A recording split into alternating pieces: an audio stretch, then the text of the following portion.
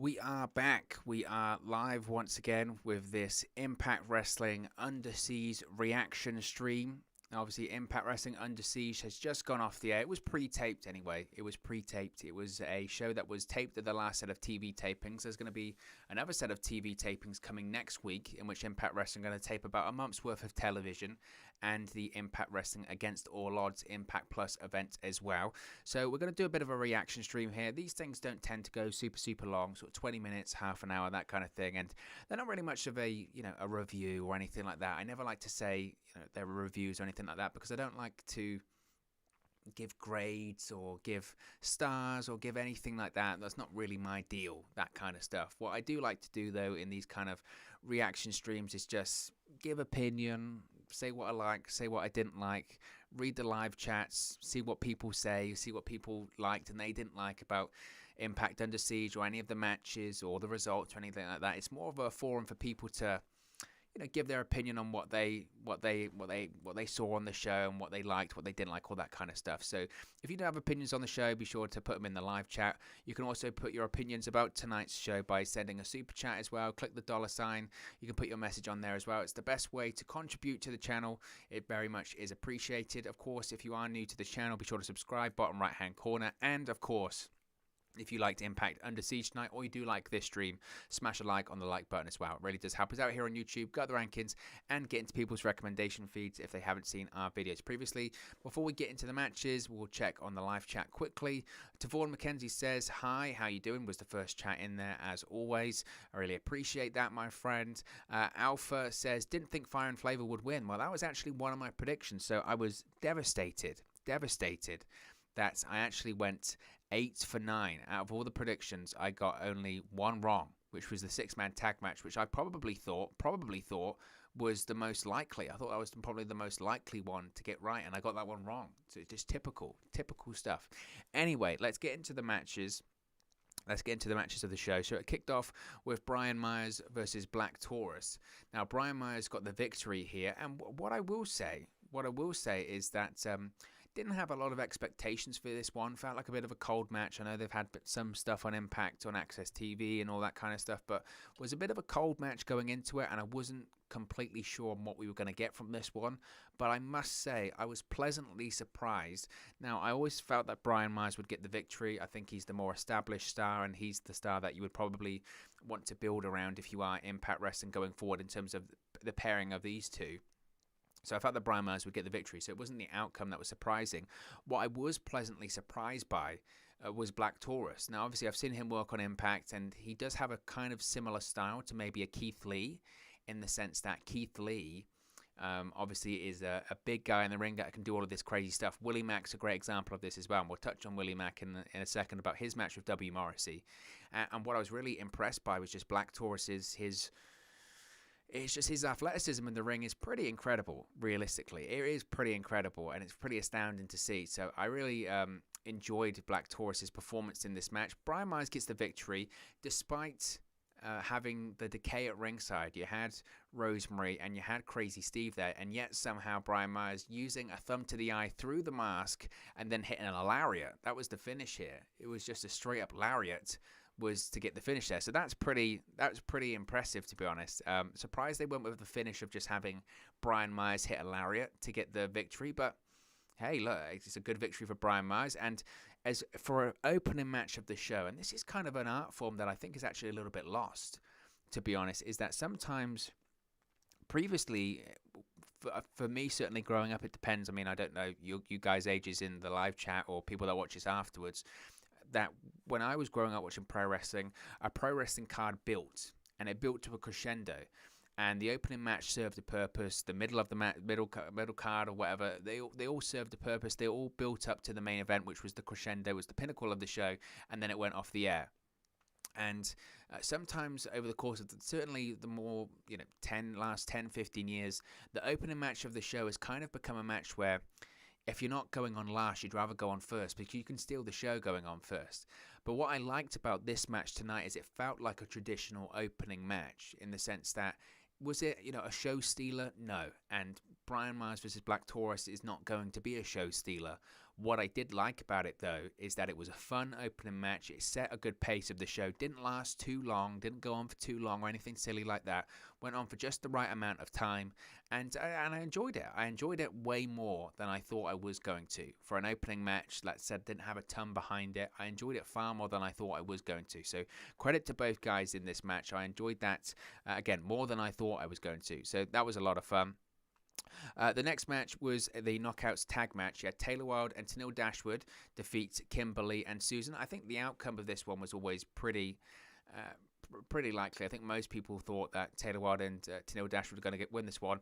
The finish was a little bit odd, I will say. The finish was a little bit odd. So the finish was that Susan is kind of on the second rope, and Caleb with a K, of course, is always accompanies Tenille Dashwood to the ring. There's a kind of a Pele kick, for lack of a better term, or at least a kick to the face of Susan, and then is it Taylor Wilde or Tenille Dashwood? One of them gets the victory over Susan. And I said it on the watch long at the time that my initial reaction was, do you really want to have Tenille Dashwood and Taylor Wilde getting the victory because the man at ringside has just kicked Susan in the face? I mean, I'm all for, equality and all that kind of stuff. I was a little bit like, and people have their thoughts about intergender wrestling and all that kind of stuff, and people like it, some people don't like it, some people don't think it's not realistic and all that kind of stuff.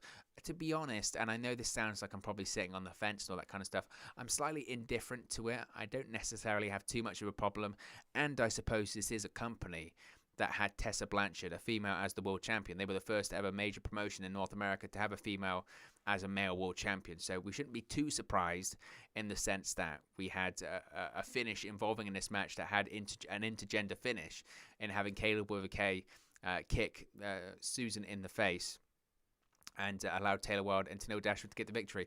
I suppose it does open up the possibility of Taylor Wilde and Tenille Dashwood as possibly challenging for the Knockouts Tag Team Championship in the future. Of course, we have new Knockouts Tag Team Champions on this show, so it does open up the possibility that maybe Taylor Wilde and Tenille Dashwood got the victory here because there are plans for them to challenge for the Knockouts Tag Team Championships going forward. So that's interesting. They continued possible dissension as well between Kimberly and Susan. I'm sure that's going to be something going forward, and it might even play into Deonna Purrazzo eventually dropping the Knockouts Championship on her own as well.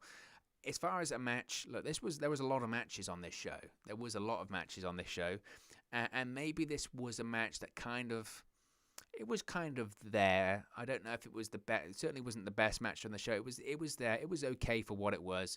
It didn't go on particularly long, which I think is probably the right decision. But on the other side of things, I'm very critical of, say, like AEW, in the sense that you get one women's match per show. That's it. That's your quota. Here on this show, on an Impact Wrestling Plus pay-per-view, you've got this Knockouts tag match, you've got the Knockouts Tag Team Championship match, and you've got the Knockouts Championship match. You've got 3 female matches on one show. That's the kind of representation we should be aiming towards for female wrestling. And that's the kind of representation that we don't get on an AEW show. Yes, we might have the Women's Championship match on a pay-per-view. Yes, we might have the one match on an episode of Dynamite, which is what they do, but this is the kind of progression, this is the kind of presentation that you need a female wrestling on the show. You need to have it's not going to be equal representation. Hopefully we get to a place where it's like that in the future. I certainly hope so. I think it's a myth and a narrative that people want to drive when they say women's wrestling can't draw. I think that's ludicrous, frankly. Women's wrestling can draw. WWE have proved it themselves. Women's wrestling absolutely can draw. 2 out of the last 3 WrestleManias have had women main events in it. So you can't tell me that women's wrestling can't draw. It's a fallacy. And again, this is the kind of representation that we need going forward in all form of professional wrestling. We need more women's matches on the show. So whilst the match didn't really do that much for me, this one, I think it was probably the right outcome. And again, it's good that possibly we could have more Knockouts tag teams going forward, because you can't make the same mistake that, say, a WWE have and just establish some female tag team championships or bring them back in the case of Impact Wrestling, and then just not be implementing any Knockouts tag teams. That doesn't make any sense to do that. So right outcome, and the match was just what it was. The next was the number 1 contender for the tag team championship match. This one got was a slow starter, certainly, and you had 4 tag teams in the match that were on 4 separate corners of the ring. So possibly when you have these kind of matches, they can get a bit clustery. And in credit to all of the guys in this match, I don't think it ever turned into a cluster at any point. Now, the winners of the match were Ace Austin and Madman Fulton, which, I mean, I could probably say this about a lot of matches on this card. I could say that the outcome was relatively predictable in the vein that I predicted 8 out of the 9 matches correctly. The reason I always felt that Ace Austin and Madman Fulton were going to win this one, because you look at it as, well, the current Impact World Tag Team Champions, FinJuice, they're babyfaces. So that rules out a Rohit Raju and Shira, because obviously they're heels. You're not going to have, it rules out the babyface tag teams rather in TJP and Pete Williams. And I'm not even sure what Triple XL are. Are they a heel or a babyface team? I think maybe a babyface, because they were involved in the segment with Johnny Swinger later on in the show. But nevertheless, you sort of go, okay, well, it's going to be a heel team winning. So it's going to be Ace Austin and Madman Fulton or Rohit and Shira, and they're going to face FinJuice. And then I look at the teams in this match and I say, well, who's realistically could be the tag team champions, given the fact that FinJuice are a New Japan Pro Wrestling tag team, given that they are part of, again, New Japan Pro Wrestling, that their days are going to be limited in Impact Wrestling, so they're not going to hold on to the titles forever. Given all of that, what's the most likely team in this match they could drop the tag team championships to? And you look at Ace Austin and Madman Fulton and you say, well, that's right. Ace Austin's just recently lost the ExDivision Championship. What else is there for him to do in Impact Wrestling? Tag team championship, and then hopefully eventually moving on to the Impact World Championship. So I felt that was the right outcome. And to be honest, like most matches on this show, I found this show overall to be very watchable. Very watchable. Sometimes the problem is with these Impact Plus events, because they are taped, because obviously they're not live and all that kind of stuff. Sometimes they can be a bit just run-of-the-mill, and it kind of feels like just a process that Impact do these events because they want you to purchase Impact Plus, all this kind of stuff. That's what it kind of feels like. But I must give credit to Impact for this entire show that, I mean, even as a watch-along, from my experience, when you're doing these watch-alongs and all this kind of stuff, sometimes it can be quite difficult to, put it this way, if you're watching a bad show on a watch-along, it makes the watch-along really difficult to watch, difficult to do, because you're thinking, man, this is tough to watch, and you've got to constantly talk about it, and you've got to, interact and all this kind of stuff, and it makes it very difficult. The biggest compliment I could give Impact Wrestling tonight is that this show was very watchable. It was a 3-hour show that I think went very quickly. You got to remember, over here in the United Kingdom, it starts at 1 a.m. and finishes at 4 a.m., and it went very quickly, and I wasn't that tired throughout all of it. I thought it was real fun. I thought it was a real fun show to watch, so I give massive credit to them. And this was a match just like the rest of the show. Very watchable, enjoyed it. Everyone got their stuff in at various points, and the right outcome was certainly Ace Austin and Madman Fulton getting the victory. And they're going to get their number 1 contenders opportunity this Thursday night on Impact Wrestling on Access TV, which hasn't been filmed yet. It's going to be filmed this week in Skyways Studios in Nashville, Tennessee. So who knows, this coming Thursday we might have new Impact World Tag Team Champions. It would certainly be a turn up for the books, wouldn't it? And it would certainly give a good indication of where we're going when it comes to FinJuice's reign or run in Impact Wrestling going forward. So next we had W. Morrissey defeating Willie Mack. Again, I felt the outcome of this one was relatively predictable. W. Morrissey's just signed with Impact, especially considering his character. He's 7 foot tall. You can't teach that, all that kind of stuff. It doesn't make any sense for him to lose. It doesn't make any sense for him to lose this match, considering it's one of his first matches. And the way they booked it was pretty straightforward, how you expect. W. Morrissey dominated the majority of the match. My criticism of this one probably would be that maybe it went on too long. Maybe it went on unnecessarily too long. And the way they booked it, and this isn't too much of a criticism, they were very protective over W. Morrissey. Really protective over that. It took a lot to get him down to one knee, or took a lot to get him off his feet. Again, don't have a problem with it. It's protection of character. He knows how to work like a 7 foot tall giant. And I think a lot of people with those gifts sometimes in pro wrestling don't. So didn't have a problem with that. I thought W. Morrissey physically looked great. I thought the presentation of him was great. Again, the outcome was always very obvious. Willie Mack took a bump to the outside, which was brutal in this one. I mean, again, Willie Mack, I'm such a big fan of. I really am such a big fan of. The stuff that this guy is able to do inside of a ring really does, boggle the mind. The guy of his size shouldn't be able to do some of his stuff, and this guy was a bumping machine in this match. I mean, Willie Mack must be close to 300 pounds, And he just absolutely made W. Morrissey in this one. It was from a selling point of view and a bumping point of view, you had to give credit to Willie Mack. He really was super impressive in this one. He made W. Morrissey look like $1 million. So there was a bump that Willie Mack took to the outside where Cass gives him, or W. Morrissey gives him a boot through the bottom rope, and Willie Mack lands on sort of the back of his head or neck on the outside. And then from that going forward, W. Morrissey just dominated the majority of the match. Just dominated. There were flurries by Willie Mack. There were some flurries, but that was about it really. And W. Morrissey eventually hits his sort of swinging sidewalk slam sort of finisher, and then finishes it off with just a stiff kick to the back of the head, and W. Morrissey gets the victory. And you're thinking, right, he gets the victory. Matt Striker, this was quite a nice touch as well. Matt Striker and D'Lo Brown act like they're going to throw it to the back and go something else, which kind of plays up that W. Morrissey's attack he's about to do is completely off the script, and it's not what they've got planned. So he's just this real crazy, loose cannon kind of guy. So W. Morrissey goes to the outside, goes to get a steel chair, and goes to attack Willie Mack, and then wouldn't you know it, out comes Rich Swann to make the save, and then Rich Swann attacks W. Morrissey. He goes to the outside. Rich Swann grabs a steel chair to prevent W. Morrissey coming back in, and W. Morrissey decides to back off. So you could think, where do they go from this one? Well, there's two directions, obviously. One direction is that we get a W. Morrissey versus Rich Swann feud, which maybe is the more likely outcome here, considering that Rich Swann needs something to do, obviously. Now that he's no longer the Impact World Champion and all this kind of stuff, he needs something to do. And that thing could be feuding with W. Morrissey. So we could see, this could have begun a W. Morrissey versus Rich Swann feud. Now, we did see Rich Swann do the Enzo Amore dance that he used to do in WWE in the ring. And considering that Willie Mack and Rich Swann, best friends, they could become a tag team, it could lead one to question, okay, are we going to get a Willie Mack and Rich Swann feud with W. Morrissey and Enzo Amore going forward? Do I think that could happen? Yes. I do think that could happen.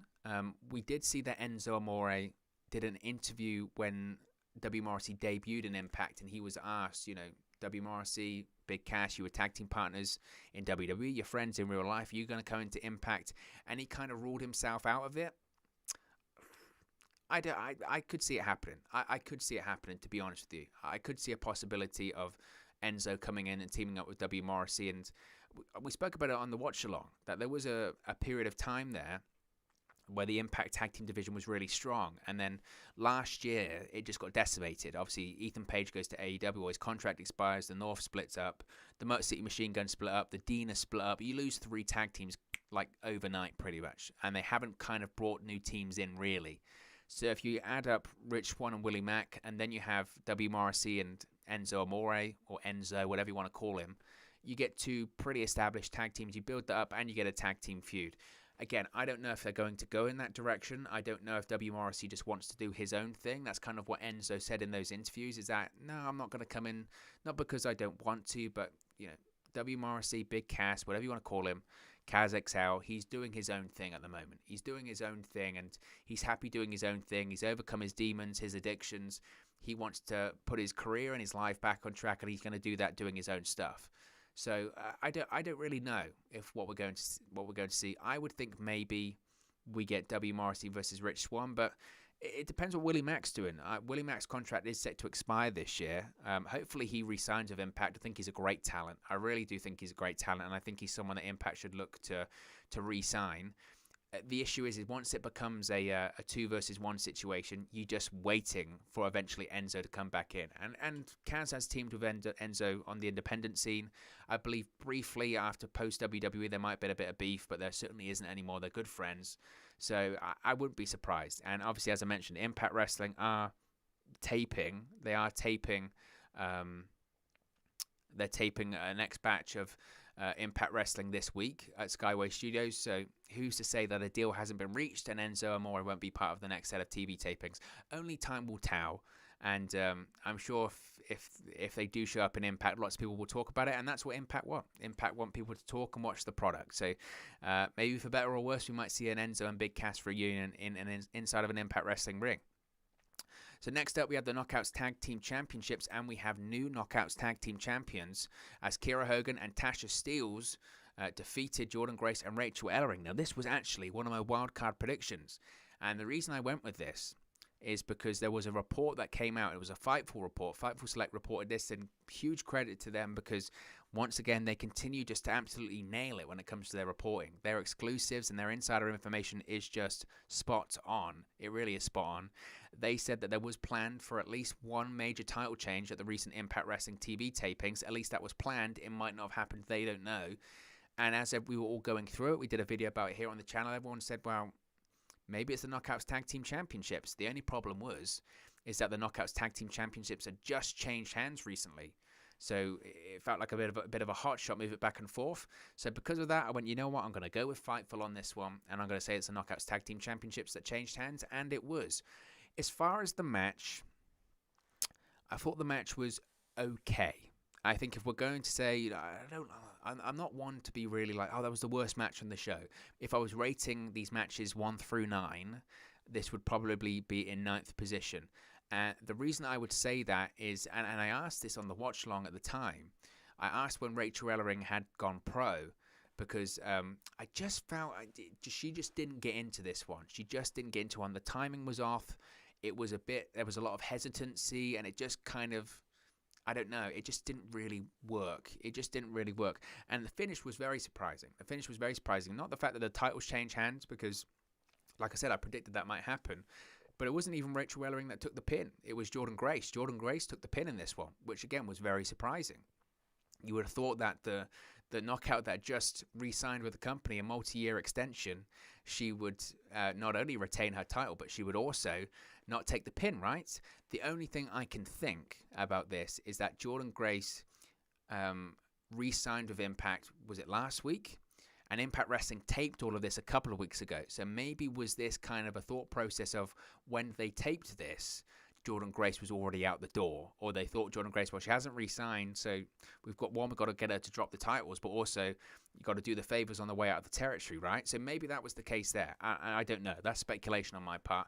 Maybe they just wanted to hotshot the titles around, give it a bit of juice, and make the Fire and Flava 2-time champions. I don't know. I was just surprised that Jordynne Grace took the pinfall, and she took the pinfall after getting a frog splash from Tasha Steelz. Not to say that it's not a devastating finisher. It just felt like, again, I predicted that this would be the outcome, but I always felt that Rachel Ellering would take the pinfall, considering we don't know if she signed a full-time or exclusive deal with Impact, whereas Jordynne Grace is an established star. She's just re-signed. You would think that she wouldn't take the pinfall there. So I found that finish slightly strange, but it was slightly surprising. Again, even though I predicted it was slightly surprising, but it is what it is. We've got new Knockouts Tag Team Champions. We'll check the chat quickly. Andrew Pollard says Moose versus Omega at Against All Odds. We'll touch on that in a second. Wanda Allen says Steelz is too small. Hogan is fire. TH needs to feud with her. And Fire and Flava. Well, to be honest, like I said, I'm a big fan of Kiera Hogan. I'm a big fan of Fire and Flava, to be honest. I think they're a great tag team. They complement each other very well. I wasn't massively keen on their promos coming out of Hard to Kill this year, but I mean, I'm a big fan of their work. They're very good at what they do. Next up for me, maybe was match of the night, which was the ExDivision Championship. Josh Alexander retains the ExDivision Championships, defeats El Phantasmo. What a match. I mean, I could go into the minutiae of all of the spots, and I could go into the detailed description of all of these spots, but this was just a phenomenal match. Slow start in that it was a clash of styles. Of course, you got El Phantasmo, more of a high flyer, Josh Alexander, of course, Matt Wrestler, well known for all that kind of stuff. And it was a slow start, and it was slow for the majority of the match. But when I tell you, and again, this is why this is a reaction stream. This is why it's not a review or anything like that, because if I try and review all this kind of stuff, I will never be able to do this match justice. If you haven't watched it, go and watch it. If you can find a way of watching it, watch it. The final 5-7 minutes of this match are just brilliant. Absolutely brilliant. They told the story throughout the match. Josh Alexander had an injured hand when he chopped the ring post, and El Phantasmo used that, and he did joint manipulation and all that kind of stuff. And there was a couple of near falls where he hit a top rope Frankensteiner and a big splash. And they used the psychology of Josh Alexander not being able to tighten up the ankle lock because he had an injured hand. In the end, he reversed it, did a different grip, all that kind of stuff. Loads of close near falls, loads of great roll throughs and chain wrestling and chain submission and counters. Like I said, the final 10 minutes of this match were just brilliant. The biggest shame is that there wasn't a crowd there to see it. And I know that's so cliche because we haven't had fans and able to see really anything for over a year now. But if there was fans in attendance for this one, they would have loved that closing sequence of the match. It was one of those sort of finishes that's a super long finish and goes on and on and on and on. But man, honestly, that closing, said 5, 7, 10 minutes of this one was brilliant. Absolutely brilliant. For me, I said going into it, it was a sleeper for the match of the show. I think it probably was the match of the show, even though the main event was pretty good, pretty damn good. There was something about this one that you kind of didn't really know what it was going to go. You kind of thought Josh Alexander would win, but there was a feeling of, well, the tag team champions are from New Japan. Who's to say that the ExDivision champion won't be there? And we don't know what this relationship is between the two promotions. So who's to say El Phantasmo won't win? But Josh Alexander gets the victory, forces El Phantasmo to tap out to the ankle lock. Loved the match. Again, closing sequence was absolutely brilliant. And Josh Alexander keeps climbing the ranks. There's absolutely a possibility he could be the guy to defeat Kenny Omega. Option C. I think it's a real possibility. If he continues to do performances like that, why not? Absolutely, why not? Loved it. Fantastic match. Next, we had the Knockouts Championship match. We had Deonna Purrazzo versus Havok. This was an interesting one, and I mentioned that I wasn't massively keen on the Knockouts Tag Team Championship match. I felt that kind of missed a little bit. I wouldn't say this one missed. I think this is kind of what we expected it to be. Sometimes, I say what we expected it to be. Deonna Purrazzo gets the victory, retains the Knockouts Championship. I think we all expected that. What was slightly interesting is that how much offense Deonna Purrazzo got in this one. Havok is the bigger and stronger competitor, but to be honest, Deonna Purrazzo dominated, really. For the majority of the match, Deonna Purrazzo worked on Havok's shoulder. That was the story going into it. Obviously, the finish is the Fujiwara armbar. Just worked over the shoulder constantly. Eventually, Havok does a bit of a flurry towards the end, but it wasn't enough. Deonna Purrazzo manages to roll through, gets the Fujiwara armbar in, gets the victory. And it really was that straightforward. Yes, obviously I'm probably missing out parts of it there, but that was about it. You had Kimberly at ringside along with Susan. They help Deonna Purrazzo on a couple of occasions, but was it really that much to write home about this one? Probably not, but it never was going to be. And I mentioned this on the watch-along stream that I've said this about Kenny Omega, in that Great World Championship reigns are defined by their title defenses. You need to have multiple title defenses against different competitors of different shapes, sizes, techniques, backgrounds, offenses, all that kind of stuff. That makes great champions. That makes great championship defenses. That makes great title reigns. What has made Deonna Purrazzo's 2 title reigns, but especially this one, so great, it's different opponents she's faced, whether it's Jordynne Grace, Jazz, now Havok. The list can go on and on. Su Yung. Sometimes the match doesn't have to be great. This was a character building. Match in the sense that whoever does defeat Deonna Purrazzo, whether it's an incoming knockout, maybe like Mickie James or Laurel Van Ness, Chelsea Green, or a member of the Iconics, matches like this build the aura. They build the character and they build up I mentioned it, a crescendo. They build up to a crescendo. Whenever Deonna Purrazzo does drop the Impact Knockouts Championship, it means something more. Because of matches like this, because of dominating matches where it makes you feel like, man, is anyone going to ever beat Deonna Purrazzo? And that's important. So it wasn't the best match of the night by far. It was just, it was what it was, but it was sound and it was good psychology. Didn't have a problem with it. Next, we had the 6-man tag team match. This was the only match that I predicted incorrectly. I felt that Kenny Omega and the Good Brothers were definitely going to win, and that wasn't the case. Impact World Tag Team Champions, New Japan Pro Wrestling's Finn Juice and Eddie Edwards defeats Kenny Omega and the Good Brothers. Eddie Edwards gets the victory by pinning Karl after hitting the Boston Knee Pie. Really surprised by the outcome. And obviously, I'm surprised because I certainly didn't predict it, but I just never felt there was a possibility. Of all the matches on the show, when you're looking at certainties, you look at Deonna Purrazzo retaining, you go, that's a certainty, that's going to happen. You look at some of the other matches, this is one where I felt it was not dead on. I thought it was the reason why Eddie Edwards was part of this match was to take the pinfall for Kenny Omega. And I just don't see why, I don't understand the outcome in this one. I really don't understand it. Who benefits from this? Of course, Eddie Edwards benefits in that he won a match that involved the Impact World Champion. Does that mean that we're going to get Kenny Omega versus Eddie Edwards soon? Well, I don't think so, because we know who the number one contender is. It's Moose. Moose won the main event. Spoiler alert, but that's what happened. You could see on the thumbnail.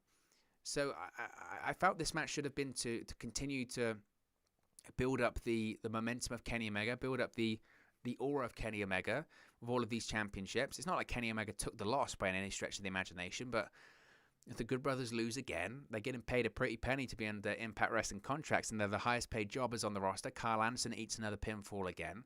I know they've kind of teased some dissension or saying that the Good Brothers aren't focusing and all this kind of stuff, but yeah, I found the outcome really strange. Really strange. The Good Brothers shouldn't be anywhere near the tag team championships now. They've lost to FinJuice on, 3 separate occasions? So they shouldn't be in any discussion for the tag team championships. I know that the FinJuice are facing Madman Fulton and Ace Austin. So I don't know where the Good Brothers go from this one. And again, the Kenny Omega situation, well, he's got to have a match against Eddie Edwards now for the Impact World Championship. I know Eddie Edwards didn't pin Kenny Omega, but he was involved in a match with the World Champion and his team came out victorious. Surely that's a claim to the championship. So the match itself I thought was fine. I thought it had good moments in there. I thought Kenny Omega's moments and interactions with Eddie Edwards were a lot of fun, and against FinJuice were a lot of fun. And obviously just the idea of having a New Japan, Impact, and AEW competitors all competing in a match inside of an Impact Wrestling ring was great and incredibly enjoyable. But yeah, the outcome I just didn't really understand here. I found that kind of odd, kind of strange. So it's interesting to see where that one's going, because I think it has to lead now to an Eddie Edwards Kenny Omega match. When that happens, I'm not sure. Does that mean that Kenny Omega's opponent at Slammiversary is going to be Eddie Edwards? Can I get behind that match?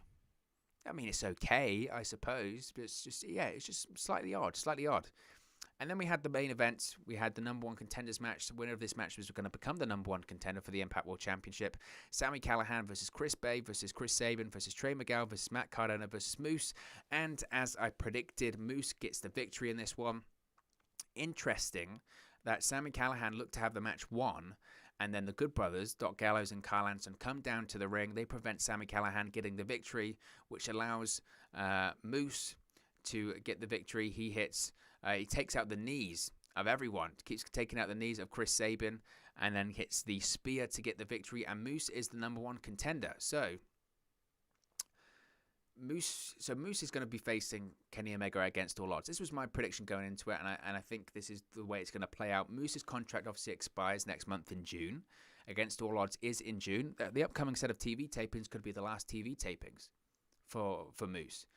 As far as has he re-signed a deal, I don't know. We might hear something in the coming days. I don't know. I'm still of the impression that he might still go to WWE or AEW. You look at the physical shape he's in, his improvement over the course of the last 12 months, it kind of feels inevitable that he will leave. Is that going to happen? We don't know. I still think they're heading in the direction of Moose facing Kenny Omega at Against All Odds, it being a title versus career match, Kenny Omega winning, and then Moose rides off into the sunset. Then the decision is made by him whether or not he wants to re-sign with Impact Wrestling or not. Then either he does come back, he doesn't come back. Look, if Moose re-signs, he should be the one to defeat Kenny Omega. He's the perfect person on the roster right now. I think he's in his prime. Was he 37, 38? Physically, he's in the best shape. His promos have improved massively. In-ring, he's improved massively. I think he's the right guy. He is the guy that you want to build the brand around for the next 5 or 6 years, if he commits to the company for that long a time. And again, we don't know what's going on. So I think this is leading to obviously a match Against All Odds. But I think that match at Against All Odds will probably become now title versus career. And it's just a case of what decision Moose makes. And that's the interesting situation. The also interesting situation is that I don't see Kenny Omega dropping the Impact World Championship before he drops the AEW World Championship. Now, does that mean that he could possibly drop the AEW World Championship at Double or Nothing against Orange Cassidy and Pac? I know people think that. I don't see him dropping the AEW World Championship until the earliest All Out. So if he doesn't drop the AEW World Championship until All Out, that means he's going to hold the Impact World Championship probably until Bound for Glory. So I still think he drops the Impact World Championship at Bound for Glory. The reason I say that is because I just don't see AEW going for their world champion dropping or losing cleanly to someone in Impact Wrestling, a smaller promotion, an inferior promotion, whatever they want to call it. I just don't see AEW wanting to go for that. So I think he has to lose the AEW World Championship first, and then he'll drop the Impact World Championship at Bound for Glory. That's still my opinion. Though obviously the problem is when it comes to Moose by that point is he won't be under contract. Unless he re-signs with the company, his contract expires in June. So what does Moose do? Where does he go? We're going to find out very, very soon over the course of the next month or so. As I mentioned, the next set of TV tapings could be Moose's last. So it's a very interesting time. I'm fascinated to see the Moose versus Kenny Omega match, though. I think that's going to be a lot of fun. Contrasting styles, but we've seen at this point Moose can hang. He can hang in a ring with Kenny Omega. He was the standout in January at the Hard to Kill pay-per-view in that 6-man tag team match. He really was superb. And I was critical of him going into it. I was like, oh no, taking out Alex Shelley. You're not going to have what is just, 4 amazing competitors and all that kind of stuff. But Moose, he absolutely shone in that match. If anything, he was the standout in that match. He was just superb. He was brilliant, and I'm excited to see what happens with him and Kenny Omega. And I guess, like I said, I guess that happens at Against All Odds. But look, guys, you can let me know your thoughts about Impact Under Siege. You can let me know in the live chat, or if you're watching afterwards, you can let me know in the comment section below.